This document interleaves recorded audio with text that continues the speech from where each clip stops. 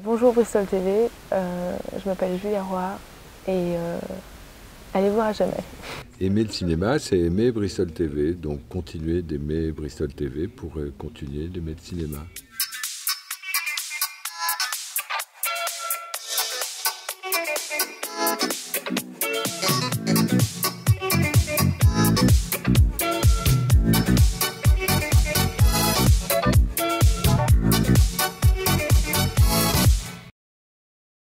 On sort donc de la projection d'avant-première du film À jamais, le nouveau film de Benoît Jacot.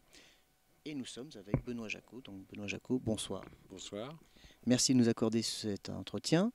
Est-ce que vous pourriez nous dire quelques mots de votre approche avant le tournage et la réalisation du film?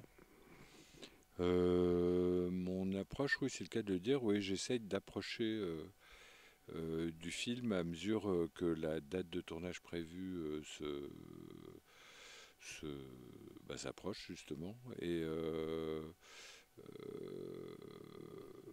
là, en l'occurrence, j'avais décidé, parce que je la connaissais très peu, de demander à Julia Roy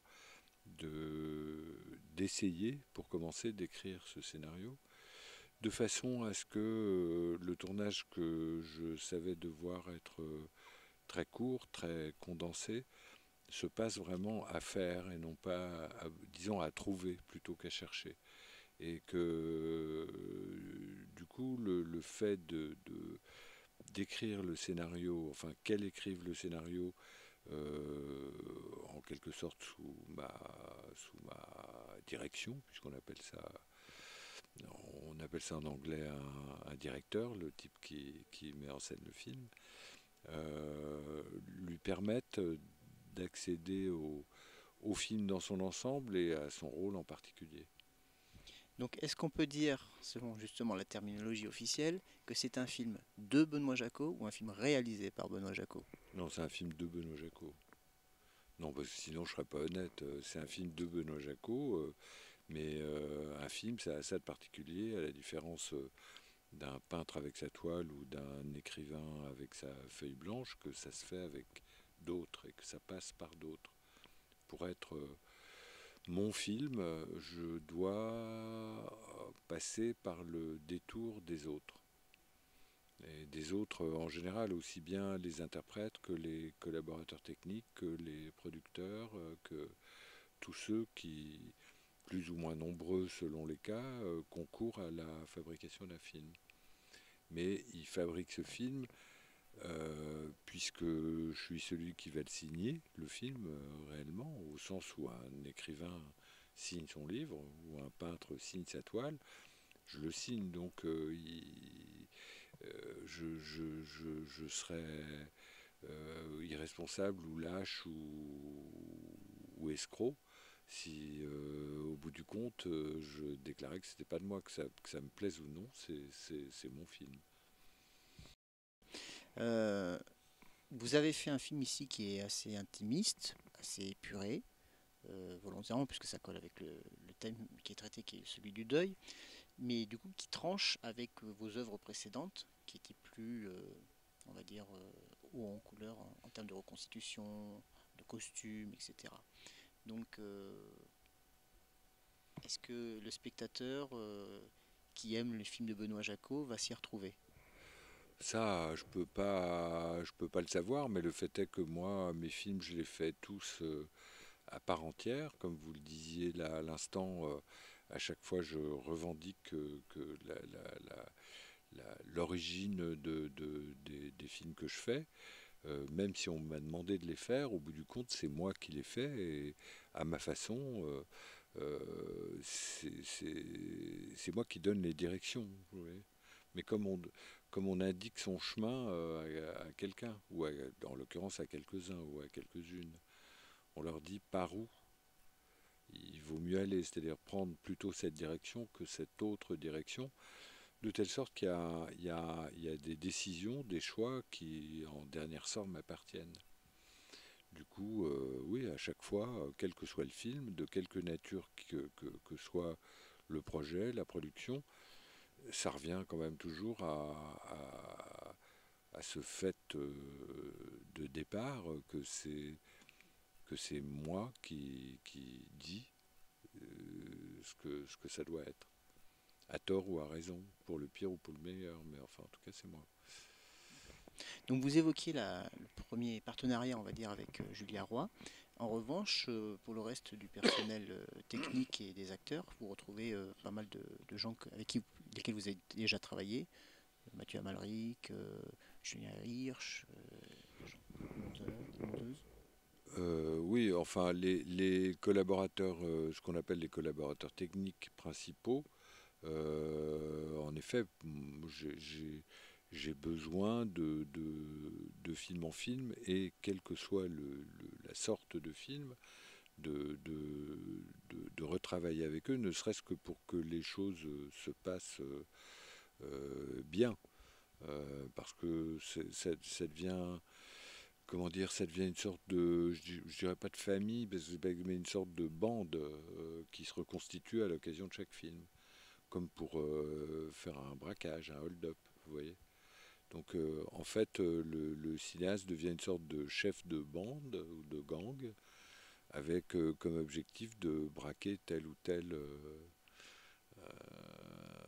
je ne sais pas, ce qu'on veut, mais enfin braquer quelque chose. Ça permet aussi de gagner un peu en efficacité dans le travail. Bah, c'est ça. En fait, on a à peine, on sait, bon, il arrive qu'il y ait des questions à régler, mais elles se règlent vite, et la plupart du temps, il n'y a pas de questions. Les choses se passent, sont préparées, on en discute, on en parle avant, et les choses sont entendues, quoi. Euh, il y a- En principe, il n'y a pas de malentendu. C'est justement ce que j'essaye d'éviter, en faisant en sorte que même dans des conditions assez restreintes, comme de production, je veux dire, comme celle de ce film, à jamais, je m'entoure des principaux collaborateurs qui sont les miens, c'est-à-dire en fait, oui, mon assistant, mon opérateur, euh, ma monteuse et le musicien du film, enfin le compositeur. Bruno Coulet, qui signe une très très belle partition, et justement qui semblerait, quand on l'écoute, inscrire le film dans un genre qui est précisément le film de genre, film un peu, pas forcément D'angoisse en d'épouvante, tout voilà. cas, ouais. Voilà. Et alors que le film ne l'est pas forcément dans son traitement. Est-ce que Il l'est pas forcément, mais en même temps, je n'essaye pas à toute force de l'éviter. Il y a quand même des points de convergence avec ce qui fait le genre dont vous parlez. Donc j'essaye pas de les masquer, de les contourner, de les éviter ou de les déconstruire. J'essaye au contraire de les affronter et de voir ce qui peut se passer en traversant ces vecteurs-là, en m'en servant même. Ouais. Donc en effet, Bruno Coulet, quand on parle beaucoup de la musique, et même il la compose, et il fait des maquettes de ses musiques avant le tournage, avant même le tournage, de sorte que quand je tourne, je sais à peu près, oui, je sais même assez exactement ce que va être la musique et à quel moment elle va intervenir. et du coup, est-ce que la musique ne rythme pas les séquences quand vous les tournez? Non, elle les rythme pas, elle les habite. C'est pas tout à fait la même chose. Ouais, elle les hante même. Ça, c'est pour le coup, c'est bien, c'est cohérent. C'est-à-dire que la musique est une sorte de climat du film, mais au même titre que la lumière, par exemple, ou un certain ton d'interprétation. Mais tout ça finit par avoir entre soi, entre la lumière, les décors, la musique, quelque chose d'organique. Tout concourt à former un organe, un organisme qui sera le film. Et est-ce qu'il n'est pas difficile de traiter cinématographiquement un thème aussi abstrait que le deuil? Mais Sens. pour moi, cinématographiquement et d'ailleurs existentiellement, c'est tout sauf abstrait, il n'y a rien de plus concret. C'est-à-dire le rapport de l'absence et de la présence, c'est ce qui fait la nature même du cinéma, d'après moi. Ce qu'on montre, ce qu'on ne montre pas, ce qu'on voit, ce qu'on ne voit pas, ce qu'on entend, ce qu'on n'entend pas.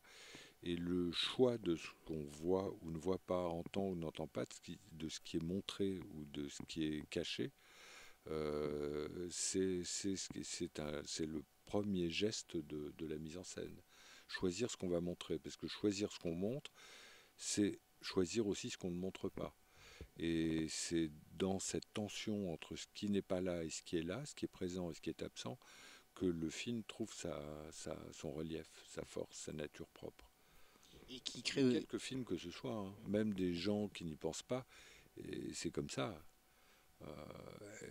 Elle est en train de filmer, à l'instant où elle filme, elle ne filme pas autre chose. Et c'est un choix, c'est décidé. Et ce qui se passe dans le plan qu'elle est en train de faire tient autant à ce qu'on voit qu'à ce qu'on ne voit pas. La règle du cadre, finalement, Oui, qui délimite. Le hors-champ, quoi. Ce qui est hors-champ a autant d'importance que ce qui est dans le champ, sinon quelquefois plus. On peut accentuer justement ce relief-là en donnant une importance à ce qui est hors-champ tel que ce qui est dans le champ s'en trouve complètement alimenté. Et finalement, c'est aussi ce qui alimente la dimension un peu énigmatique du film, puisque précisément, vous ne choisissez pas un point de vue qui serait par exemple le point de vue du personnage. Non. Vous alternez, point de vue du personnage, point de vue un peu plus extérieur. Voilà, j'essaye de jouer sur cette limite entre ce qu'elle vit mentalement et ce qu'on pourrait voir d'elle en train de vivre ce qu'elle vit. Et, ouais. Donc du coup, votre regard de cinéaste par rapport au personnage, c'est précisément un regard un peu distancé. Mais c'est un regard qui ne cesse pas d'alterner. C'est un regard de spectateur en fait. C'est comme si j'étais le premier spectateur du film que je suis en train de faire. Parfois, quand on voit un film qui tient debout, on est à la fois dedans et dehors, alternativement dedans et dehors, capturé, captivé par le film. Mais si on était seulement capturé, captivé, happé par le film, au bout d'un moment, on ne verrait plus le film. Donc il faut toujours qu'à un moment donné, qui est distribué, souvent pour le meilleur des cas, programmé par le film lui-même, on récupère une sorte de réflexion sur le film qui permet de relancer la capture même que le film opère. Il y a toute une dramaturgie à mettre en scène, parce que la mise en scène, c'est pas seulement mettre en scène ce qu'il y a dans le film, c'est mettre en scène le spectateur devant le film. Il y a un autre aspect du coup qui est partie prenante du film, c'est la mise en abîme, c'est-à-dire le regard porté sur le processus créatif lui-même. Oui, alors non, mais ça c'est parce que au départ, ça vient du livre où le film trouve son point de départ. Le personnage de la jeune femme est une artiste qui réalise des performances et donc qui se sert de son art et de ce qu'elle fait, de son expression artistique pour traverser ce deuil qui est le sien et qui est l'expérience que le film déroule. Mais plus symboliquement, donc le travail sur le revenant, qui est le personnage de Mathieu Amalric, est aussi une métaphore quelque part de l'image cinématographique qui permet de donner Voilà, vie. oui, parce que plus généralement, le propre du cinéma est de créer des fantômes. Les personnages le fait même que des séances de cinéma, du fait que le cinéma recommence le même film de séance en séance, est un principe de revenant. Enfin, ce qui se passe sur l'écran revient de séance en séance pour des spectateurs qui sont dans le noir devant une projection et qui en fait sont plongés dans un état plus ou moins hypnotique et plus ou moins hallucinatoire, forcément. Les spectateurs, dans le meilleur des cas, hallucinent pendant 1 heure et demie, 2 heures, 2 heures et demie, et ils payent pour ça, pareil. Et du coup, quelle est votre démarche? Quel serait sinon le message, mais du moins l'intention que vous auriez à l'égard du spectateur? Qu'est-ce que vous voudriez qu'il ressente à la sortie de cette projection? Euh, comment dire ça Ce qui m'intéresse, c'est que les films laissent jouent pendant qu'on les voit quelque chose dont on ne sait pas encore pendant qu'on les voit que ça va faire tel ou tel effet. Mais il y a ce savoir que ça va faire sans doute un effet, quel qu'il soit, et que cet effet, il se continue, il se partage éventuellement avec d'autres qui ont aussi vu le film, et qu'il se répande un peu d'une façon presque virale. Ça, c'est l'idéal. Et c'est comme ça que les films, même des films assez difficiles, marchent, comme on dit. C'est-à-dire que on se communique un, un trouble, une pensée ou des sensations qu'on a éprouvées pendant le film, qu'on essaye d'organiser après pour fabriquer un discours qu'on peut partager, transmettre autour du film. Et qui même peut amener quelquefois à revoir le film. Moi, j'aime beaucoup revoir les films des autres qui m'ont impressionné. Ce qui m'intéresse, c'est que les films impressionnent. C'est le mot qu'on emploie aussi pour les images. On impressionne des images cinématographiques. C'est si vous voulez, c'est ce mot-là qui me paraît convenable dans tous les sens. Qu'un film impressionne, laisse des impressions. Et à ce niveau-là, est-ce que vous avez des influences plus ou moins conscientes et marquées pour ce film-là spécifiquement? Non, parce que j'essaye en général, bon, je suis très cinéphile, depuis le temps que je vois des films et que je fais des films, je suis comme nourri d'une espèce de cinémathèque imaginaire extrêmement abondante. Mais quand je fais un film, je me mets vraiment très naturellement, d'ailleurs, sans que ce soit l'objet d'un calcul ou d'une sorte de technique, je me mets dans l'état de quelqu'un qui n'aurait jamais fait un film et qui n'en aurait jamais vu un. Voilà. Comme si c'était le premier ou le dernier film. Bah, écoutez, on vous remercie, puis on espère que votre film aura le succès escompté et qu'il mérite, puisque c'est un film de grande qualité.